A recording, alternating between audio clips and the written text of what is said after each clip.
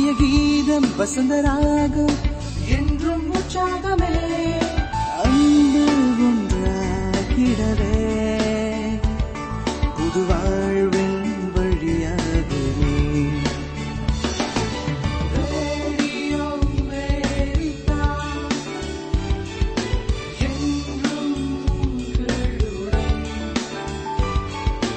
Radio America என்றும் உங்களுடன். என்றும் உங்களுடன்.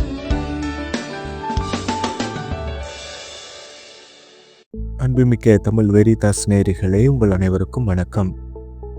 புனிதர்களை பற்றி நாம் பேசிக் கொண்டிருக்கிறோம். கடந்த நிகழ்ச்சியில் புனித மகதலா மரியாவை பற்றி நாம் பார்த்தோம். கேள்விகள் கேட்டிருந்தேன். அதிலே சில சரியான விடையை எழுதி பாராட்டுகளை பெறுகிறார்கள். அவர்கள் யார் என்று நாம் பார்க்கலாம். அதுக்கு முன்னதாக கேட்கப்பட்ட கேள்வி என்ன, அந்த கேள்விக்கான சரியான பதில் என்ன என்பதை இப்பொழுது நான் சொல்கிறேன். முதல் கேள்வி, மகதலா மரியா என்ற பெயர் ஏன் இவருக்கு கொடுக்கப்பட்டது? இந்த கேள்விக்கு சரியான பதில், மகதலா என்ற ஊரில் பிறந்ததால் இவருக்கு மகதலா மரியா என்ற பெயர் கொடுக்கப்பட்டது என்பது சரியான பதில். இரண்டாவது கேள்வி, மகதலா மரியா திருத்தூதர்களின் திருத்தூதர் என்ற அடைமொழியை கொடுத்தவர் யார்? இந்த கேள்விக்கு சரியான பதில், திருத்தந்தை பிரான்சிஸ் அவர்களால் கொடுக்கப்பட்டது. இது சரியான பதில். மூன்றாவது கேள்வி, மகதலா மரியாவின் கரங்களில் உள்ள சிவப்பு நிற முட்டை எதை குறிக்கிறது என்ற கேள்விக்கு இயேசுவின் உயிர்ப்பு என்பது சரியான பதில்.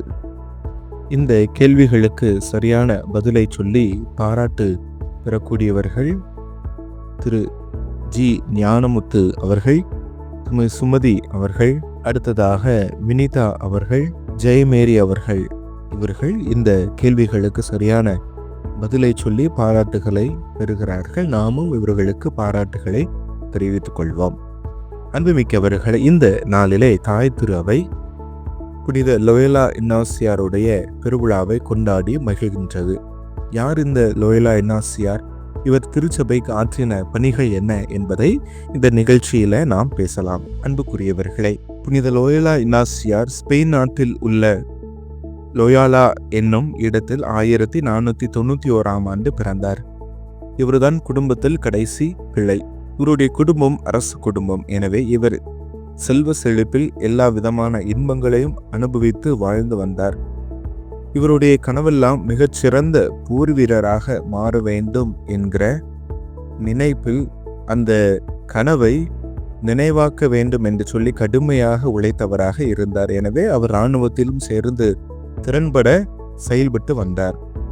1521 ஒரு நாள் பிரெஞ்சு நாட்டு இராணுவம் இவர் இருந்த பம்பிலோனா கோட்டையை சுற்றி வளைத்து கொண்டது. நீண்ட நேரம் நடைபெற்ற இந்த போராட்டத்தில் இவருடைய கால்களில் கடுமையான காயம் ஏற்பட்டது. இவர் நிலைகுலைந்து போனார். பின்னர் இவர் கைது செய்யப்பட்டு சிறையில் அடைத்து வைக்கப்பட்டார். அப்போது இவர் அங்கே இருந்தவர்களிடம் வாசிப்பதற்கு ஏதாவது கொடுங்களே என்று சொல்லி கேட்கிற பொழுது இவருக்கு இயேசுவினுடைய வாழ்க்கையை வரலாறும் புனிதர்களை பற்றின வாழ்க்கை வரலாற்று புத்தகமும் கொடுக்கப்பட்டது. அவர் இதை வாசிக்க தன்னுடைய உள்ளத்தில் ஒரு மாற்றத்தை உணர்ந்தார். ஒரு விதமான பரவச நிலையை உணர்ந்தார்.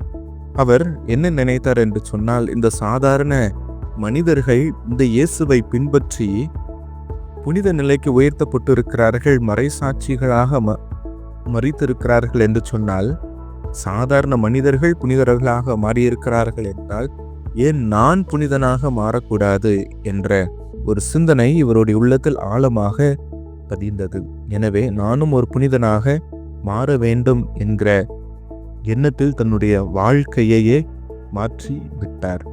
இதற்காக இவர் பல முயற்சிகளை மேற்கொண்டார். அதில் ஒன்றுதான் மன்ரேசா என்ற குகைக்கு சென்று கிட்டத்தட்ட 11 மாதங்கள் இறை வேண்டலிலும் நோன்பிலும் தன்னை முழுமையாக ஈடுபடுத்தி கொண்டு ஆன்மீக பயிற்சிகளை மேற்கொண்டார்.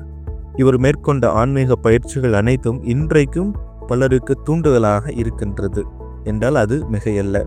இன்னாசியார் அங்கு ஆன்மீக பயிற்சிகளை மேற்கொண்டிருந்த நேரம் இவருக்கு மரியன்னை குழந்தையோடு காட்சியளித்தார்.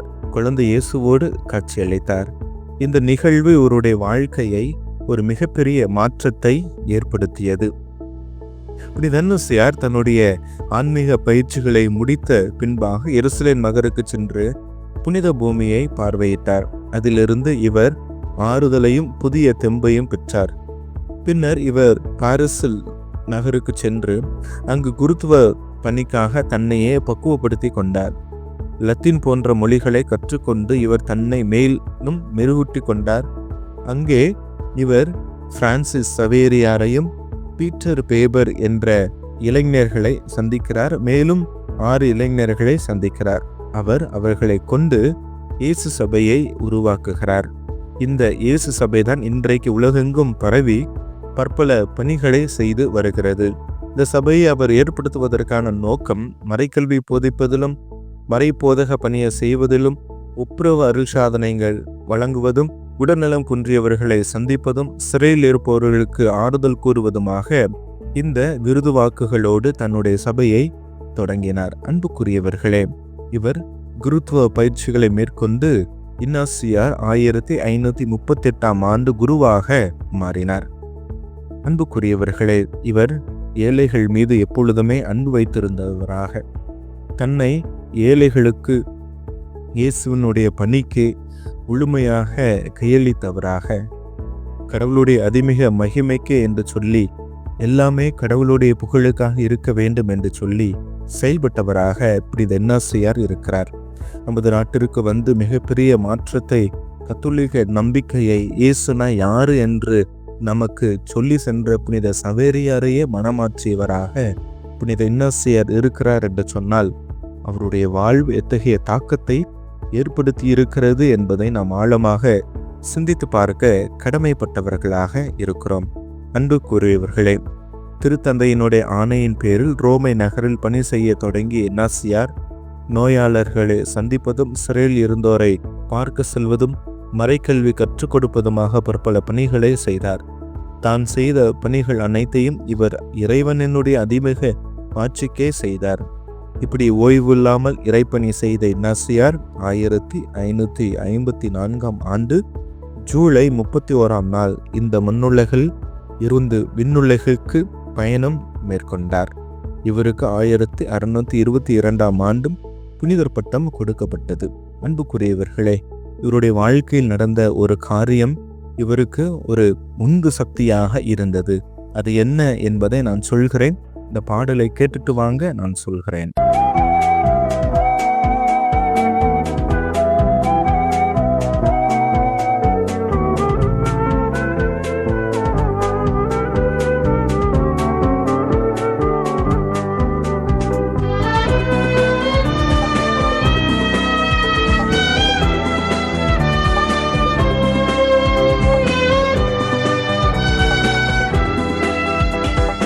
வாழ்வை பலியாய் மாற்ற வந்தேன், என்னையே ஏற்றிடுவாய்.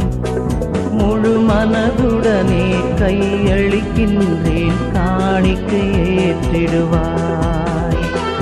வாழ்வை பலியாய் மாற்ற வந்தேன், என்னையே ஏற்றிடுவாய்.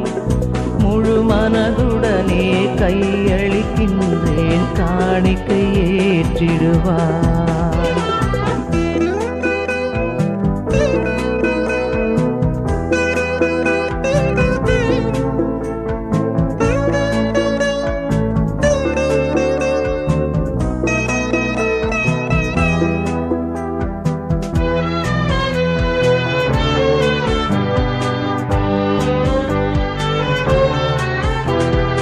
கோதுமை மணியும் திராட்சை கனியும் புது உரு பெறுவது போல், கோதுமை மணியும் திராட்சை கனியும் புது உரு பெறுவது போல், அன்பும் அமைதியும் நீதியுமே மனிதனில் மலர்ந்திட உயிர் தருவோம்.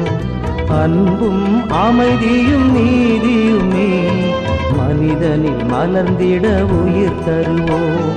வாழ்வை பலியாய் மாற்ற வந்தேன், என்னையே ஏற்றிடுவாய். முழு மனதுடனே கையளிக்கின்றேன், காணிக்கை ஏற்றிடுவாய்.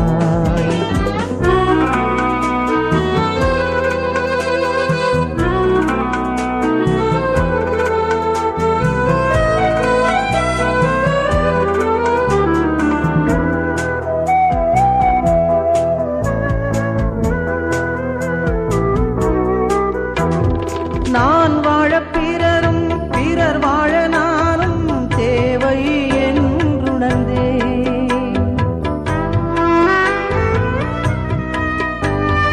நான் வாழ பிறரும், பிறர் வாழ நானும் தேவை என்றுணர்ந்தேன். சமத்துவ சோதர நோக்குடனே புது யுகம் காண்போம் அகத்தினிலே.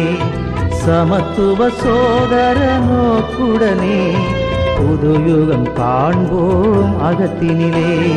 வாழ்வை பலியாய் மாற்ற வந்தேன், என்னையே ஏற்றிடுவாய்.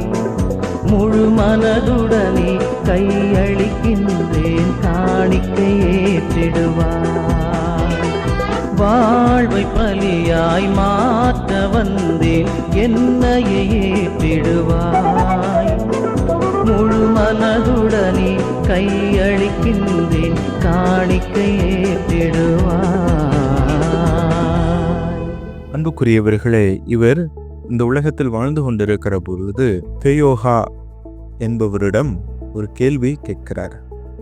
சகோதரரை, ஒருவேளை கடவுள் உங்களிடம் உடனடியாக விண்ணக செல்வோம் அல்லது உலகில் இருந்து அவரை மாட்சிப்படுத்த ஏதாவது செய்யலாம் என்று வாய்ப்பு கொடுத்தால் நீங்கள் எதை தேர்ந்தெடுப்பீர்கள் என்று கேட்டார்.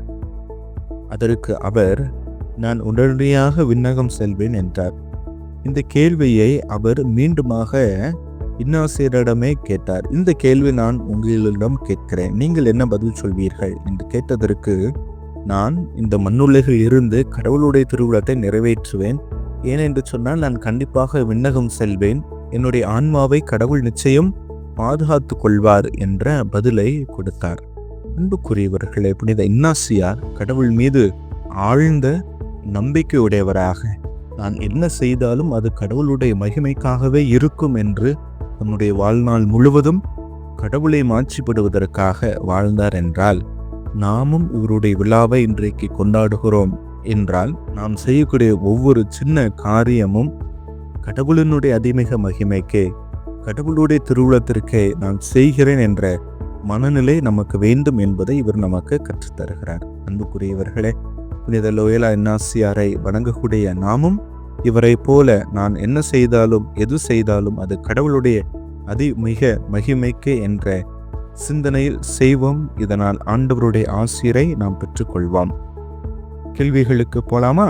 நான் கேள்வி கேட்குறேன், நீங்கள் சரியான பதிலை கமெண்ட் பாக்ஸில் உங்களுடைய முழு பெயரோட சொல்லுங்கள். இந்த பதிவு பிடித்திருந்தால் எல்லாருக்கும் ஷேர் பண்ணுங்க. கடவுளுடைய ஆசிர் உங்களுக்கு நிறைவாக கிடைக்கும். கேள்விகள். முதல் கேள்வி, புனித லோயலா இன்னாசியார் பிறந்த ஆண்டு என்ன? புனித லோயலா இன்னாசியார் பிறந்த ஆண்டு என்ன? இரண்டாவது கேள்வி, இவர் அடிபட்டு சிறையில் இருக்கிற பொழுது இவருக்கு கொடுக்கப்பட்ட புத்தகங்கள் எவை? இவர் அடிபட்டு சிறையில் அடைக்கப்பட்டிருக்கிற பொழுது இவருக்கு கொடுக்கப்பட்ட புத்தகங்கள் எவை? மூன்றாவது கேள்வி, எந்த குகையில் தன்னுடைய தவத்தை 11 மாதங்கள் செய்தார்? இன்னாசியார் எந்த குகையில் 11 மாதங்கள் தன்னுடைய தவ முயற்சிகளை மேற்கொண்டார்? இந்த கேள்விகளுக்கு உங்களுடைய பதிலை அனுப்புங்கள். இறைவனுடைய ஆசிரை நிறைவாக பெறுங்கள். நன்றி, வணக்கம்.